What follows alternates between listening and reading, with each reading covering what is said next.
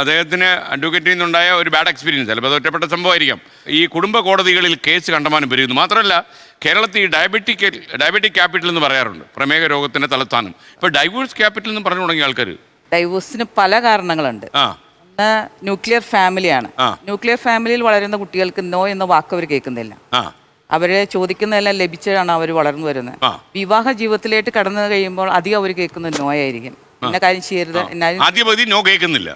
വിവാഹത്തിന് മുമ്പ് അവർ നോ കേൾക്കുന്നില്ല. സാധാരണ പേരൻസ് എല്ലാം അവരുടെ ആവശ്യങ്ങളെല്ലാം നിറവേറ്റി കൊടുത്ത് ആ ഒരു കൾച്ചറിലായിരിക്കും പിള്ളേർ വളർന്നു വരുന്നത്. വിവാഹത്തിന് ശേഷം വന്നു കഴിയുമ്പോൾ അങ്ങോട്ട് തിരിയരുത് ഇങ്ങോട്ട് തിരിയരുത്, അവർ ഓരോ കാര്യങ്ങൾക്കും നിയന്ത്രണം ഭർത്താവിൻ്റെ ഭാഗത്ത് വരുമ്പോൾ കുട്ടികൾക്ക് അത് ഉൾക്കൊള്ളാൻ കഴിയുന്നില്ല. അവരെ സംബന്ധിച്ച് അത് വളരെ ബുദ്ധിമുട്ടായി തോന്നുവായി. പിന്നെ അവർക്കറിയാം ഇങ്ങനെ പണ്ട് കാലങ്ങളിൽ അവരുടെ അച്ഛനും അമ്മയും സഫർ ചെയ്തതുപോലെ ഒന്നും ഇന്നത്തെ ജനറേഷൻ പിള്ളേർ അതിന് വില്ലിങ് അല്ല.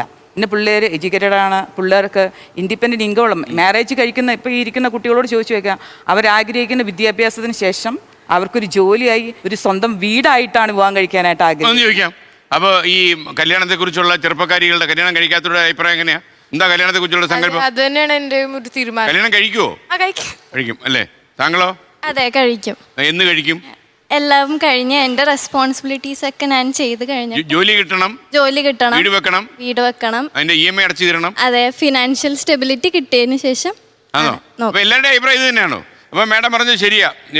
മിക്കവാറും ഇവരിൽ എത്ര പേര് കല്യാണം കഴിക്കും എന്നുള്ള കാര്യത്തിൽ എനിക്ക് സംശയമുണ്ട്. കഴിക്കട്ടെ എന്നാണ് എൻ്റെ ആശംസ.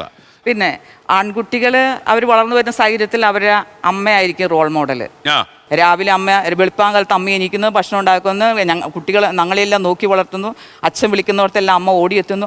അമ്മ എപ്പോഴും ബിസി ആയിട്ടൊരു ലൈഫാണ്. അത് ആണ് ആൺകുട്ടി ആഗ്രഹിക്കുന്നത്. അവർ വിവാഹം കഴിച്ച് അവരാഗ്രഹിക്കുന്ന എൻ്റെ ഭാര്യയും ഇതേപോലെ ഓടി നടക്കാൻ അവർ തയ്യാറാവണം. ഞാൻ വരാം. ലോകത്തെവിടെയായാലും ഏത് സമയത്തും 24 വാർത്തകളും ഓഗ്മെന്റഡ് റിയാലിറ്റി പാക്കേജുകളും എക്സ്പ്ലെയിനറുകളും വിശദമായി കാണാൻ ഞങ്ങളുടെ യൂട്യൂബ് ചാനൽ നിങ്ങൾക്ക് സബ്സ്ക്രൈബ് ചെയ്യാം.